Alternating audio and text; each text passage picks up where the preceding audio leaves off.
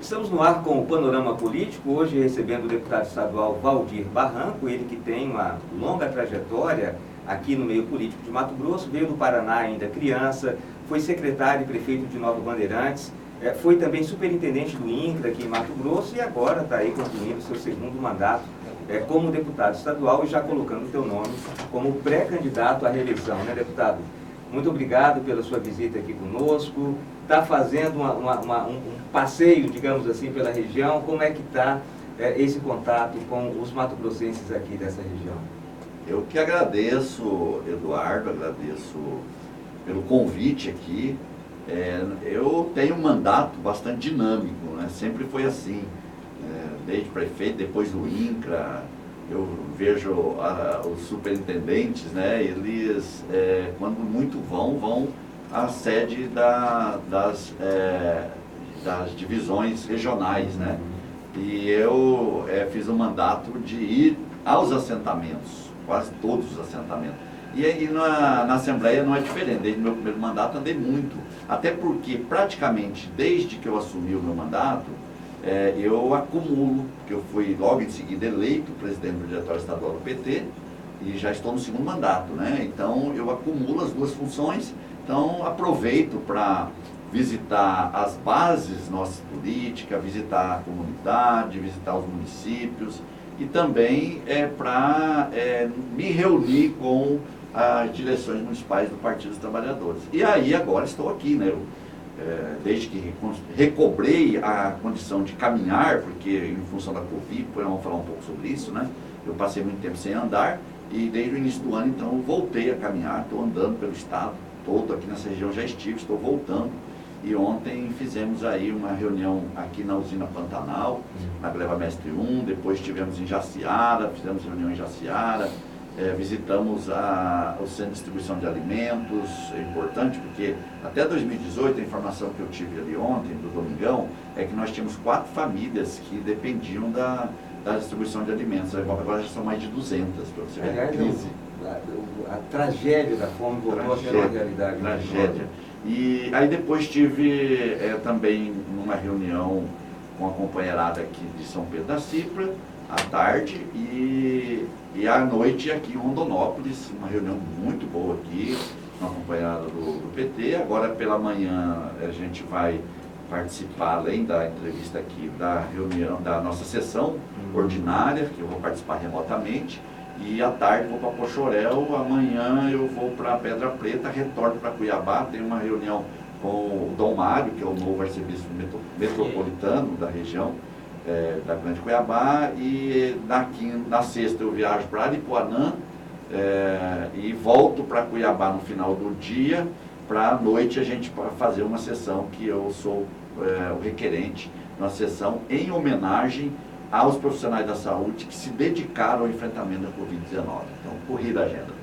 Deputado, o senhor tem, né, uma tradição na luta pela educação, por essa questão agrária, né, um batalhador pela reforma agrária, pelos servidores públicos, mas só nesse período, né, principalmente nesse mandato, o senhor se destacou também pela preocupação na área da saúde, né, que o senhor acaba de falar, por conta, eu imagino, pela situação complicada que o senhor viveu. O senhor teve Covid, né, um quadro grave de Covid, precisou ser internado, foi para a UTI, enfim.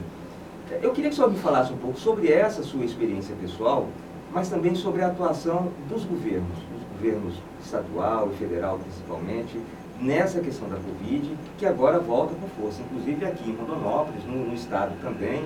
Nessa semana tivemos informações aqui em Rondonópolis, 100% dos casos graves são de pessoas não vacinadas ou com calendário vacinal atrasado.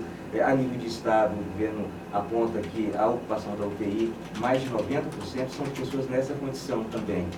O que é que aconteceu? A população não entendeu a gravidade disso, o governo falhou, como explicar essa situação e qual foi a sua experiência, né, o que sobrou para o senhor após passar por essa condição? É importante essa questão porque, primeiro, eu sou biólogo, então sou professor de ciência e biologia. Com isso, no advento já da pandemia, Nós que somos dessa área, a gente se dedica a estudar um pouco sobre a estrutura do vírus, como ele funciona, e sabemos que todo vírus só se combate com vacina, né? Porque o vírus, ele, diferente das bactérias, ele não tem parede celular, então não tem como você matá-lo com um antibiótico. É preciso que o organismo reaja, produza anticorpos e combata ele. E se o organismo não tem essa capacidade, você acaba morrendo, sucumbindo. E é por isso que entra as vacinas, essa descoberta magnífica da ciência, que ao longo da história já salvou muitas vidas de muitos vírus que nós já tivemos na história da humanidade. E o que nós tivemos aí no início, com essa minha atuação de um legislador biólogo, foi que o nosso mandato já de cara, assim que começou a pandemia, foi o mandato que mais apresentou projetos de lei na Assembleia Legislativa para o enfrentamento da Covid-19. Fomos disparados o que mais apresentou projeto de lei.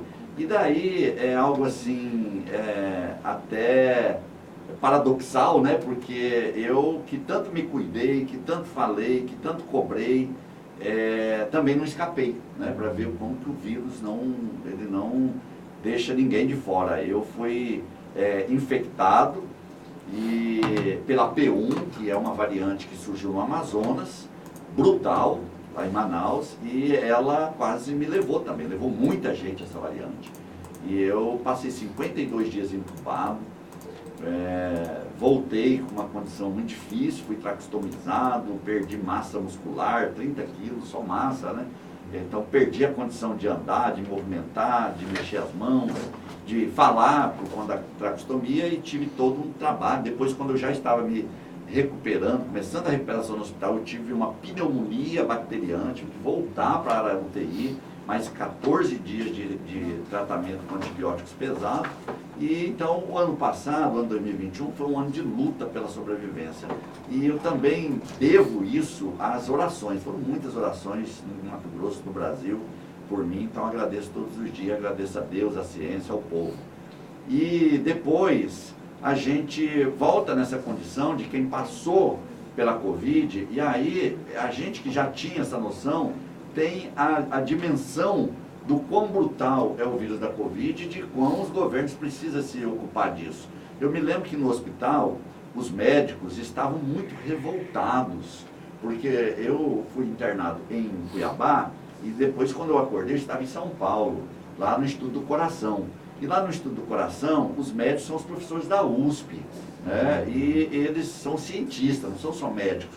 Estavam muito revoltados com a questão da negação da vacina e da história da cloroquina, né? Porque a cloroquina e a ivermectina, elas vieram com o presidente da República maluco que nós temos aí, incentivando para fazer lobby para o mercado farmacêutico, para vender, inclusive comprando muito, né? Que o governo federal comprou muito, de um remédio que cientificamente sempre ficou claro que não resolvia.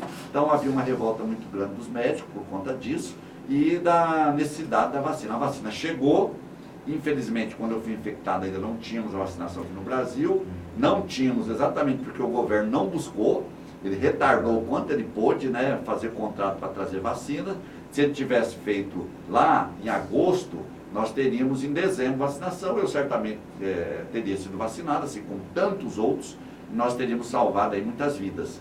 E aí vem o outro lado, que é um governo que não é que ele não incentiva a vacinação, ele incentiva a não se vacinar.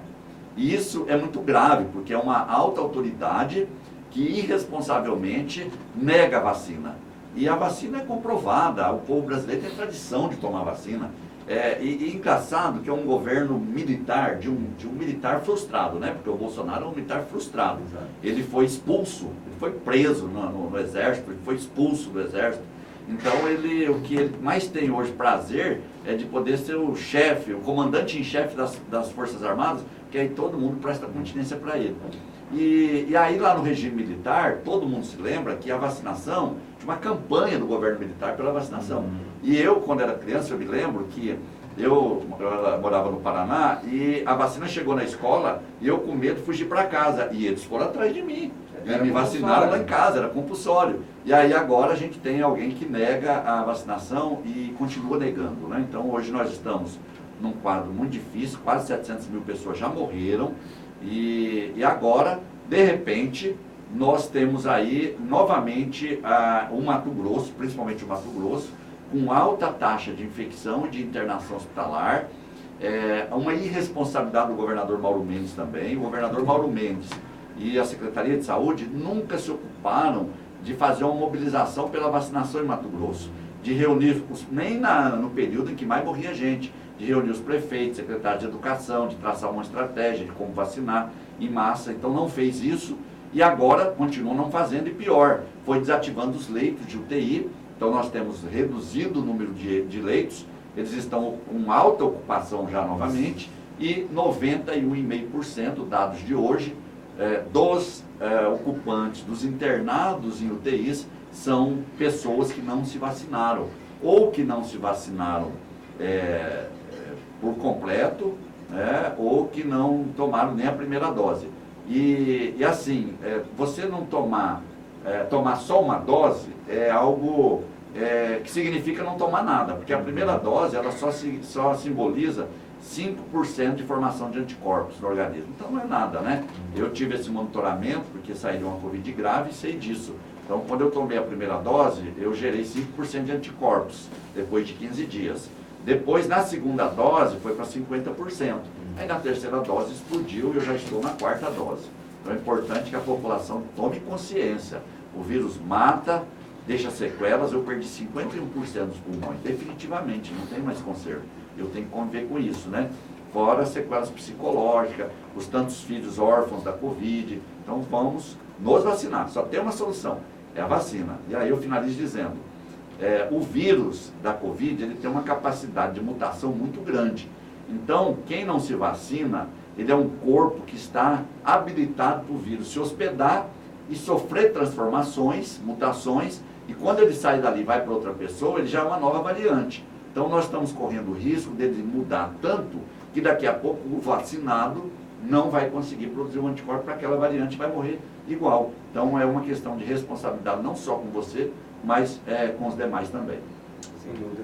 Deputado, essa questão da negação da vacina se insere num contexto maior, de negação da ciência, do conhecimento, né, das bases científicas todas, inclusive das universidades, enfim, e está relacionada a uma guinada, uma extrema-direita aqui no Brasil, que é algo que a gente não conhecia ainda, pelo menos não nessa intensidade. Né? O senhor citou aí a questão da ditadura militar, que era um governo de direita, mas mesmo ali você tinha algumas balizas, pelo menos nessa área da ciência, que eram respeitadas. Né? Hoje não há baliza nenhuma, eles desrespeitam a democracia, desrespeitam a ciência, desrespeitam os conhecimentos já validados, né, secularmente. E a Assembleia Legislativa viveu isso. Né? Pela primeira vez a gente viu também a extrema-direita atuando dentro do parlamento estadual.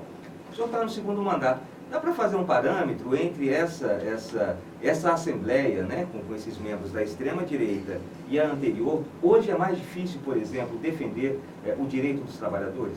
Ah, sim, em todos os aspectos, porque uma coisa é você ser direita, você ser esquerda, porque você parte do princípio de que a política é a arte de dialogar, de você defender princípios, pensamentos, ideias diferentes. A outra coisa é o extremismo.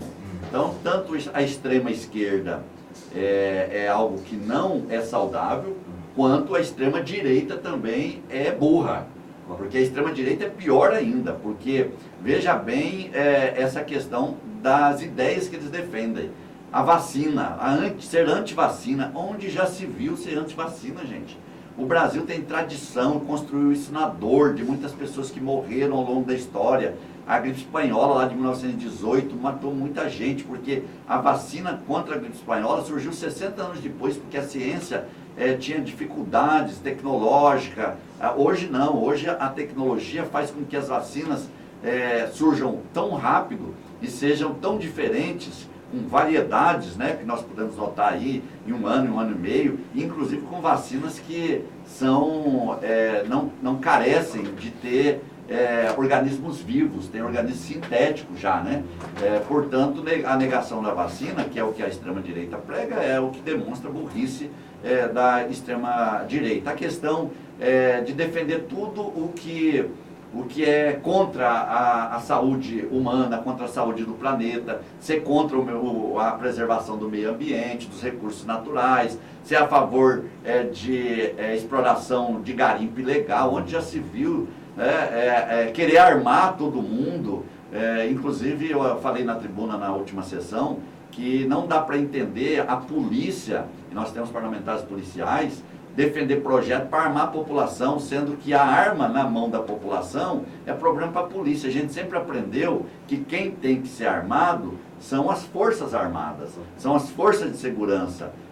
O pastor, aí nós tivemos um pastor que foi ministro, né, do Bolsonaro, que é esse que agora está no escândalo aí do ouro a troco de recursos do FNDE, ele estava no aeroporto esses dias atrás com uma arma, ao invés de ter uma Bíblia, ele tinha uma arma. E ele, tão despreparado, nem sabia municiar a arma, que foi tentar tirar o pente da pistola dele e disparou a arma dentro do aeroporto. Então, uma loucura essa situação das armas, da antivacina, da negação dos recursos naturais, da saúde da população e dos direitos dos trabalhadores, né? Então, a gente enfrenta isso. Hoje, para você ter uma ideia, a extrema-direita é tão difícil de ser compreendida que nós temos um deputado estadual que é assentado, que é contra assentamento, que é a favor do latifúndio, dos latifundiários, né? Então, é algo ignóbil. Não dá para a gente compreender isso como algo que seja racional, seja possível de ser entendido pela mente humana, né? E isso traz enormes prejuízos para os servidores públicos, para os trabalhadores de modo geral, tanto é que nós sofremos nesse governo de Bolsonaro grandes retrocessos na área trabalhista, previdenciária, sucateou todos os órgãos públicos. Eu quero citar o INCRA aqui. O INCRA, onde eu fui superintendente, o governo Bolsonaro acabou com o INCRA, porque ele não promoveu nenhum concurso público e, ao fazer a reforma da Previdência, também ele forçou que os servidores que ainda poderiam contribuir 5, 6 anos dentro do INCRA, com medo de depois não conseguirem se aposentar mais, corressem para a fila da aposentadoria e esvaziaram o INCRA. Hoje eles não têm condições de dar resposta, não têm recursos, inclusive os títulos que com muito esforço dos servidores, os títulos dos assentamentos que ficaram prontos, o INCRA recebeu um ofício que passou até no Jornal Nacional, dizendo: não temos recursos, portanto não entreguem, guardem nas gavetas aí os títulos, porque não tem condições orçamentárias para vocês fazerem a entrega. Eu estou citando o INCRA, mas tem a FUNAI, né? Nós tivemos um governo que a FUNAI é contra os indígenas, que o INCRA, não os funcionários do INCRA, mas o comando é contra assentamento, não quer criar assentamento da reforma agrária. O Ministério da Saúde é contra a saúde, é contra a vacina. O Ministério da Educação é contra a educação, está sucateando as universidades, né? Enfim, o que a gente vive no Brasil com essa extrema-direita é algo que merece ser superado. A população está reagindo, está demonstrando isso. Acho que nós vamos liquidar esse tipo de pensamento já no primeiro turno das eleições, para nós virarmos a página e reconstruirmos o Brasil. Eu já quero perguntar para o senhor sobre o Lula também, mas eu percebo que esse comportamento, né, maluco, né, que a gente percebe no cenário nacional, em boa parte foi copiado aqui em Mato Grosso também. O governo Mauro Mendes foi errático no combate à Covid, tem tido um relacionamento conflituoso com os servidores, pouco diálogo, né? Muitas vezes liga ali a patrola na Assembleia e vai passando tudo. E vocês, né, quer dizer, a oposição aqui em Mato Grosso se organiza para oferecer uma alternativa, né, ao governo Mauro Mendes, que muita gente dá como certo, que seria vitorioso por WO. Como é que está a atuação das forças de oposição visando a disputa aqui em Mato Grosso? Vai ser possível oferecer de fato uma alternativa? Como que está a expectativa de vocês? O governador Mauro Mendes, ele foi na esteira do Bolsonaro, talvez não fazendo discursos tão à direita, mas inclusive com um governo que em alguns sentidos, foi mais maléfico ainda, mais maldoso com a população do que o próprio Bolsonaro. Com os servidores, por exemplo, ele foi muito mais maldoso, chegando ao ponto de sermos o único Estado que taxou os aposentados e pensionistas em 14%. Imagine, né, o que essas pessoas estão passando no momento em que nós temos uma inflação a 12% e perderam 14% do seu salário, então já são 26% de perda da sua capacidade de sobrevivência. Depois também a educação, que foi muito prejudicada pelo governo do Mauro Mendes, a questão da saúde, que não foi feito um enfrentamento adequado da Covid, não está sendo feito ainda, e não é só na Covid, todo o resto. Nós temos aí pessoas com 2, 3 anos aguardando uma cirurgia, que não conseguem fazer cirurgia, pessoas que sofreram um acidente, não conseguem trabalhar e não conseguem fazer a cirurgia. E eu sou deputado de oposição, mas todos os dias eu vejo os colegas da base não conseguem fazer com que o governo, através do sistema de saúde do Estado, atenda esses casos horrendos que nós temos aí no Estado de Mato Grosso. Nós também somos um Estado em que o governo do Mauro Mendes aprofundou as desigualdades, aprofundou a pobreza.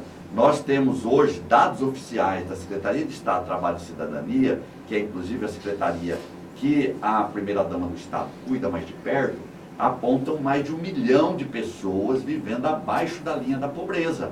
Nós temos 3,5 milhões de habitantes, mais de 1 milhão, 1/3 da população não tem o que comer, nem no café da manhã, nem no almoço, nem no jantar, não tem o que pôr na panela. Vive na fila do ossinho, e não do ossinho que é vendido, porque esse eles não têm condições nem de comprar, do ossinho que porventura seja doado, ou na doação de cestas básicas.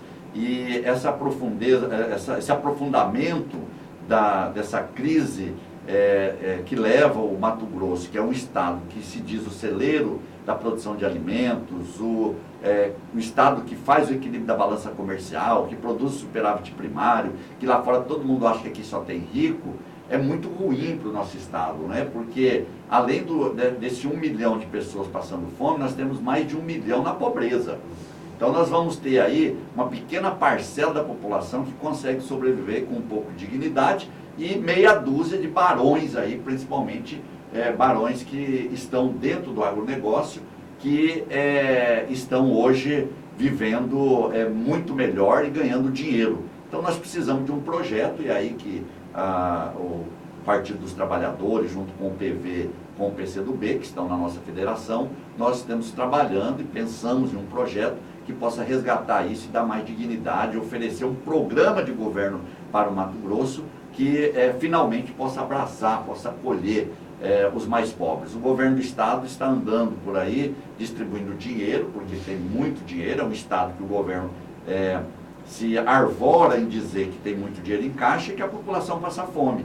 Mas as obras que ele tem apresentado são obras de asfalto, são obras até grandiosas, mas não tem obras para a população que passa fome, não tem obra para a população que não tem onde morar, né? Não tem obras habitacionais, não tem nenhuma obra social, não tem obra na área de educação, não tem obra para a agricultura familiar, obra que eu digo programa para a agricultura familiar, que possa pensar desde a aquisição da semente, da aquisição da matriz, do plantio, da criação do gado, do gado de leite, do gado de corte, da ovelha, até a industrialização, né, o comércio. Então é um governo que não pensa no pobre, só pensa no rico, e nós queremos mudar essa realidade.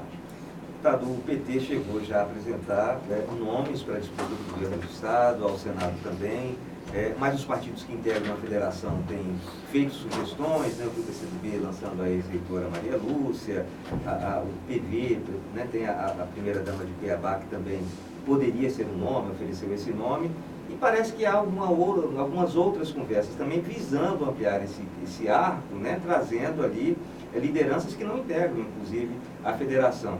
Como é que está essa composição?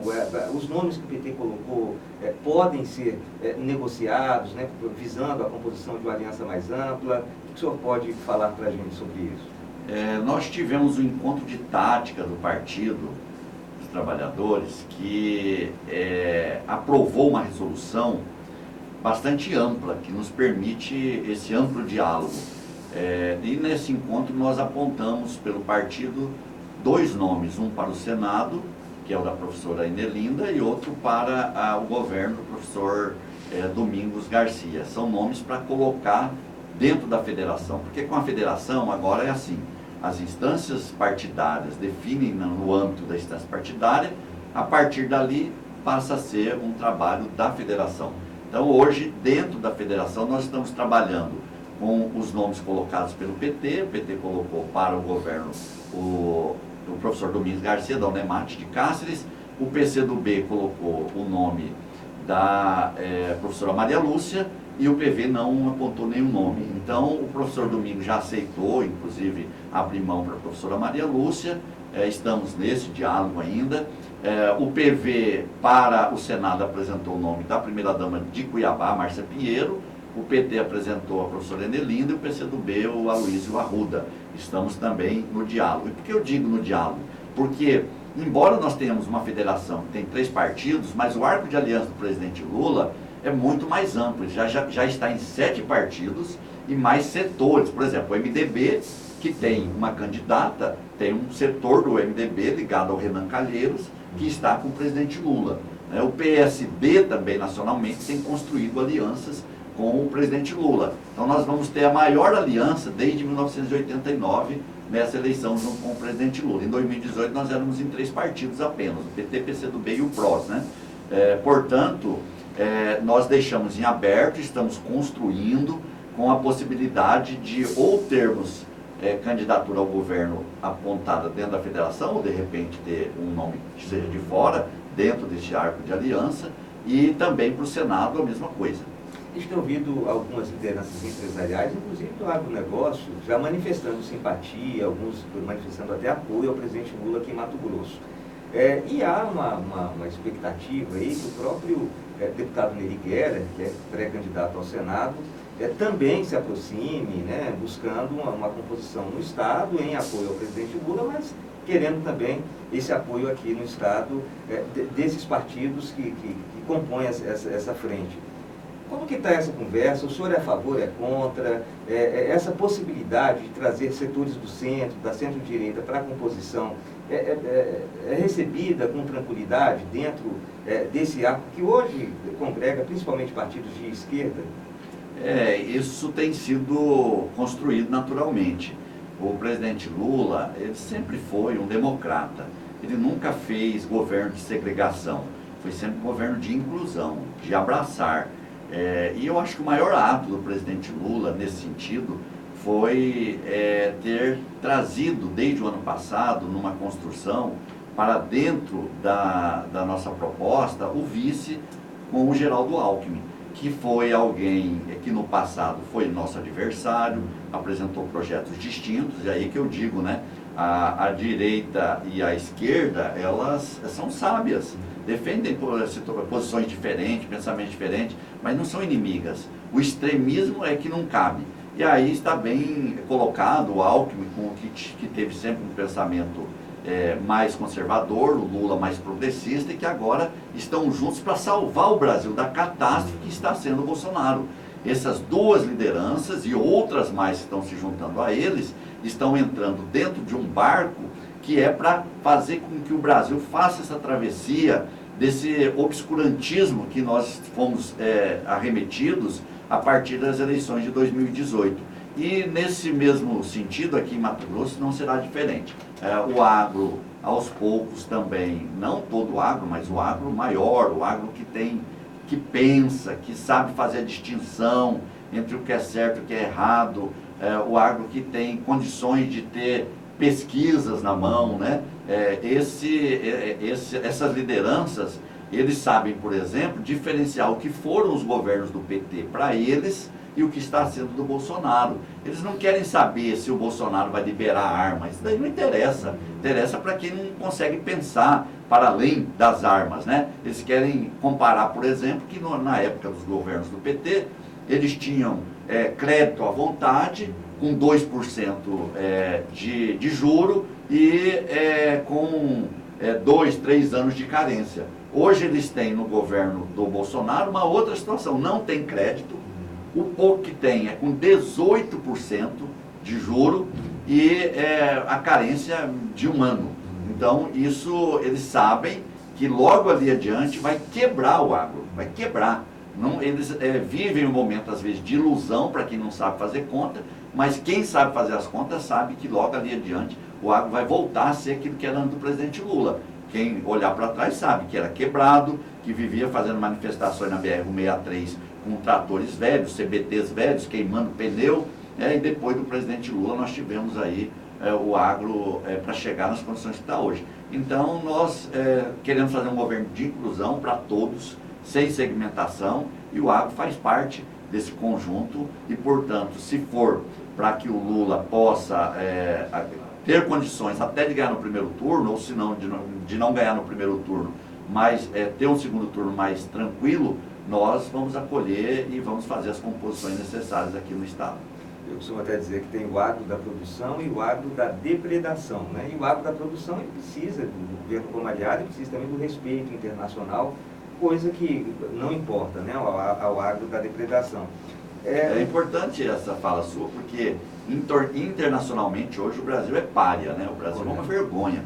E o agro perde com isso, porque à medida em que o Brasil vai perdendo as suas referências de produtividade, com sustentabilidade, com respeito ao meio ambiente, então eles vão ter dificuldades também em emplacar os seus produtos lá fora. Como o senhor vê essa possibilidade do Lula vencer no primeiro turno? Muitas pesquisas já apontam nesse sentido. Está ganha a eleição, não está ganha. O senhor teme, por exemplo, possibilidade de violência durante a campanha, né, por conta desse acirramento? Como que o senhor vê esse processo eleitoral e a possibilidade de vitória do Lula? Olha, não existe eleição ganha, né? Tem uma frase do Juscelino Kubitschek que dizia que eleição e mineração só depois da apuração. E é bem isso, né? Eu já vi tanta gente que ganhou eleição e depois perder, e o presidente Lula tem falado sempre isso. Olha, a gente não pode desprezar, o Bolsonaro tem a máquina na mão, tem o poder da caneta. Historicamente, desde que o Instituto da Reeleição foi aprovado no Brasil, nenhum presidente que estava e concorreu à reeleição perdeu. Todos venceram. Então, se isso acontecer, e também um outro dado é que nunca teve só no primeiro turno, foi segundo turno. Então, se acontecer de nós vencermos, ou no primeiro ou no segundo, será uma quebra já desse tabu, né? E se vencer no primeiro turno, aí será outro tabu quebrado no Brasil. Então vamos trabalhar com afinco, pé no chão, muita humildade, sempre passando para a população o que é o projeto do presidente Lula. As nossas diretrizes já estão publicadas no programa. Bolsonaro nem programa tem ainda, né? Nem sei se vai ter, mas o nosso foi construído a muitas mãos ao longo de mais de um ano, e agora já publicamos as primeiras diretrizes e abrimos prazo de 30 dias para recepcionar sugestões e aí para fechar o programa de governo, para depois ser levado a registro no TSE, no momento do registro da nossa candidatura do presidente Lula. Portanto, vamos trabalhar, arregaçar as mangas, né? Não dá mais para conviver com a fome, a miséria, o desemprego, a população de rua crescendo, a inflação, o combustível nas alturas, né? O povo brasileiro está voltando a cozinhar na lenha, no álcool. O povo brasileiro está tendo dificuldade de pagar conta de energia, de comprar remédios, não tem mais nenhum programa de habitação, as universidades sucateadas, a saúde nessa condição que nós estamos vendo. Então o povo, com certeza, quando sente isso, quer mudança, e a mudança tem nome. Deputado, estamos caminhando já para o final do nosso bate-papo. A gente viu a atuação do senhor e de outros deputados também na defesa dos servidores, na defesa do RGA, na defesa da saúde, da população e dos servidores em particular. Algumas avançaram, outras não. O senhor é candidato à reeleição. Por que o senhor decidiu disputar mais um mandato e que propostas o senhor traz ao eleitorado nessa campanha? Olha, os motivos são muitos, né? Primeiro que eu fui eleito em 2014, tive uma batalha judicial por uma injustiça que foi cometida comigo. Acho que a maioria da população conhece a história. Fui prefeito, tive uma conta minha que tinha um parecer do Tribunal de Contas por 7-0 a meu favor, e os vereadores queriam propina para aprovar minhas contas, porque era meu último ano, então eles querem te deixar com dificuldades. Eu não aceito isso e denunciei eles para o CAEC prendeu 5 vereadores e a Câmara ficou só com 4, então não tinha condições de ter quórum para votar as contas. E quando eles saíram da cadeia, obviamente, eles votaram para se vingar de mim a conta contrária a mim. E isso foi arquivado e depois de 6 anos, quando chega na eleição de 2014, então candidato ao governo contra nós, que era o Pedro Taques, ele tirou isso do arquivo, apresentou um pedido de inelegibilidade com base nisso, e aí eu lutei contra o governo, mas quando chegou no Supremo, os ministros viram com um absurdo aquilo e me deram a cadeira. Então eu tive 2 anos, fizemos um belo trabalho nesses 2 anos, consegui ser reeleito com 3.000 votos a mais, e tenho tido um mandato que, embora eu tenha ficado 1 ano praticamente afastado por conta da Covid, mas é um mandato que produz muito. Eu sou o campeão em projetos de lei nessa legislação, são mais de 580. Eu tenho 35 leis só nessa legislação já sancionadas, leis importantes.